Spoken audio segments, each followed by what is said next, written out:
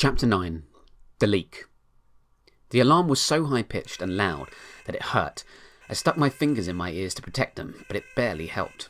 We all looked around frantically for the cause of the alarm. Then a red line appeared above us, like the one that had led us to the theatre. It reached into everyone's rooms, including mine, and bundled together in the corridor. We all looked at each other. Children whose rooms were further away came running to join the much larger group near me. "What do we do?" I asked. "I don't remember being trained to recognise alarms during the orientation." The only responses I got were shrugs. I looked up at the red line again. "I guess we need to follow that," I said. I started down the hall, passing other children, still standing around confused. I collected everyone I could as I followed the red line. Many were happy to see someone who seemed to be in charge. The line led us to the Ark's control centre, the bridge of the ship. The room featured a mix of alien and human technologies. They were all mashed together, with similar crudeness to our housing corridor, a ramshackle hodgepodge of various systems and controls. The room had two entrances, and had the shape of a dome, like someone had nicked the top off St. Paul's Cathedral without the mural. The walls and ceiling were one giant view screen. Around the circumference were various controls with chairs that didn't match one another, probably pieces taken from Iceland or elsewhere. The floor displayed a map of our position in space. It was also a giant screen. I stared at the map, comforted by the image of my location in the universe, knowing exactly where the Ark was in space. I looked up and saw something familiar in the dome. It was Mars. A giant red ball hung in the centre of the view screen and was getting larger as the Ark headed towards it and out of the solar system. On the other side of the screen we saw a vast debris field, the remains of planet Earth. The room was filling up fast around me, the other 200 people crowding in. The red line ended in the centre of the room. Everyone was taking in the view. The sea of stars and the planets were a sight no human had ever seen before, not like this. For a second, we forgot all about the alarm. I looked around the room for the emergency. There was no clear indication of what we should do next.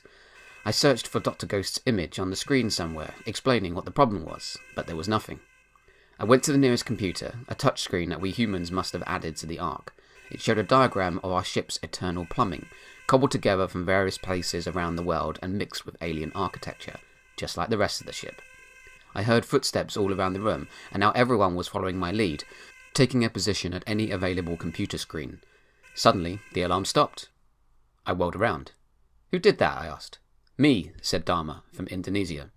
"Thank you," I said. "Yeah, that was annoying," Koila added. We all turned back to our screens, trying to find the issue. Then one of the other kids spoke up. "There's a problem, in the water pumping station," a boy said. We all turned towards him. It was the Russian, named Ilarion. He was very tall, easy for me to spot in the crowd. "The blockage is causing pressure to build up in the reservoir," he said. "Automatic systems are redirecting water, but if the blockage isn't cleared, then the pipes are going to burst." "We have to clear the blockage," Bay responded. "Does anyone have any ideas?" I asked. We were an assemblage of children, some still in pyjamas, not one of us a scientist or engineer. No one volunteered a solution.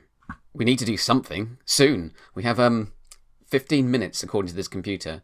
We need this water to survive," I said. "Who is good with computers?" a German girl called Jerlin cried out. Several hands went up. At that moment, despite our sadness and the situation we were in, we were coming back to life. This problem was taking our attention and focusing our minds. "You, computer whizzes, stay here and monitor the situation. Use the loudspeaker to tell us anything we need to know. The rest of us will go and try and clear the blocked pipes," I said. "You don't need all of us, do you?" Matthew, the boy from Canada, asked. "The pumping station looks huge," Ilarion replied, looking at his screen. "So yes, we might need everyone." He tapped at the screen and the new line appeared on the ceiling, blue this time. "This should take you straight to the pumping station."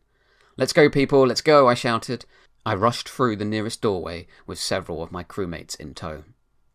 When we reached the pumping station, the complexity of its systems was immediately baffling. The station was a nest of pipes snaking their way across a curving wall 2 stories high. The pipes fed into the various corridors branching off the room, extending around corners and out of view. On the opposite wall were cupboards, more from Iceland and elsewhere, and hanging next to them were various tanks that looked like fire extinguishers. A thin film of water was already seeping across the floor and at various joints and connections on the pipework. Some of the pipes sprayed that water into the air. It felt like light rain. "The blockage is this way," Ilarion said, pointing to our right. I turned to the nearest cupboard. So far, Dr. Ghost and his team had been pretty thorough in planning this mission. Hopefully, whoever had been responsible for this pumping station also planned ahead. Inside, I found numerous foam pads. They were all bright red and flexible. As I opened the doors to the cupboard, one fell onto the floor and into the rising water. It didn't absorb any water. Instead, the water rolled off it like it might on a wetsuit. Among the cabinets, I also found thousands of cable ties of various lengths. A girl came up to me to examine the insides of the cupboard. I glanced at her and I shrugged. "You think these are useful?" I said. Her name was Sana, and she was from Saudi Arabia. She stared at the contents of the cupboard and tilted her head to the left. "I know what these are," she said. "What?" I asked. "They are used to patch leaks on pipes," she replied. "My father used things like these on oil pipes." "How do we use them?" I asked. "I'll show you," she said, and she took 2 cable ties and a foam pad from the cupboard. "Jalind, Ilarion, take a group to find the blockage," I said. "Everyone else is going to watch Sana fix this pipe, so we can stop all these leaks." Jalind and Ilarion smiled and nodded. They called out a group of children and followed Ilarion towards the source of the blockage. The rest of us watched Sana demonstrate how to fix the leaks. She didn't flinch under the sprays of water, even though she must have been cold and uncomfortable. I admired her. She placed the foam pad over the leaking pipes without effort. "Hold this right here," she said to me. I came forward and placed my hand on the pad. With delicate and nimble fingers, Sana wrapped one cable tie around the pipe and pad, linked its tail into the lock and then pulled it tight. Then she repeated the process with a second tie. She stepped back and inspected her work. The leak had stopped. "These will only work on the lengths of pipes. We need something else for the joints," she explained. "Get into pairs, grab ties and pads, and start fixing these leaks," I ordered. "We'll find something else to tackle the leaky intersections." Everyone looked at the pipes above us. Some were very high up.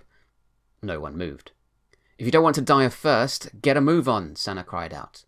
I grabbed some pads and ties and started to climb up the pipes to the leaks that were highest up. Sana followed. I reached the highest leak I could and waited for her to catch up. I saw everyone swarm out for the various trouble spots. Braver pairs were climbing the pipes just like me and Sana. "I've got some sweets in my suitcase," I shouted to everyone. "If you want them, then fix more leaks than I can." The motivation worked. Their paces quickened. "Come on, Sana," I urged. "Give me the first pad. I want to keep those sweets."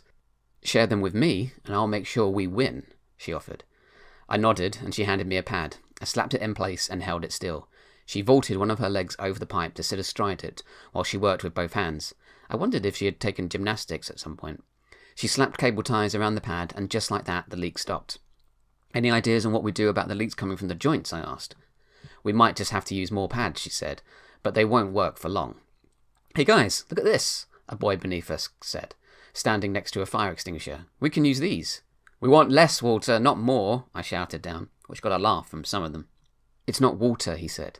Then he took one from the wall, pulled a pin from it, and used a handle on top to fire foam at the nearest wall. The foam immediately expanded like an inflating balloon. The boy then reached out and touched the foam.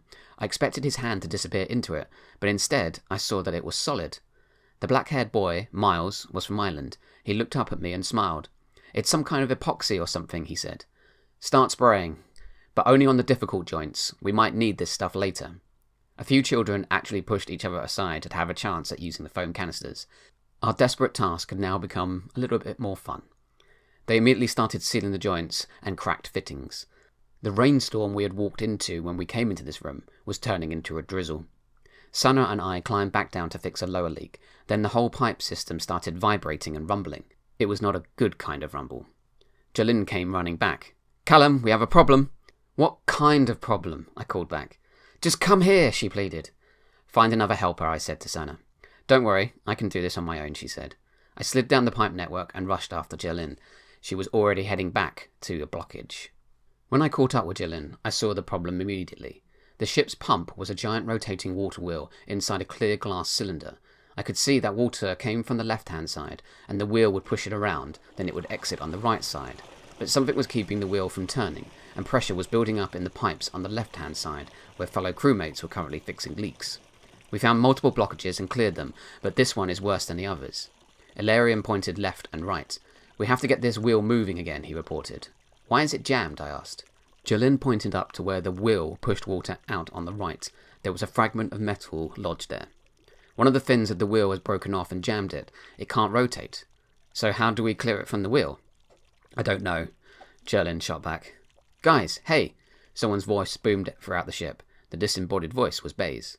Look, I think I got the intercom system working, and if you can hear me, you've got 2 minutes left before the pressure causes catastrophic damage to the pipe network, she said. What do we do? Jalind and Alarian said together. I stared up at the pipes and the water wheel. Both were inaccessible, but further down the pipe on the right-hand side was what looked like an access hatch. You think I could fit through there? I said, realizing a second later that I'd just volunteered myself.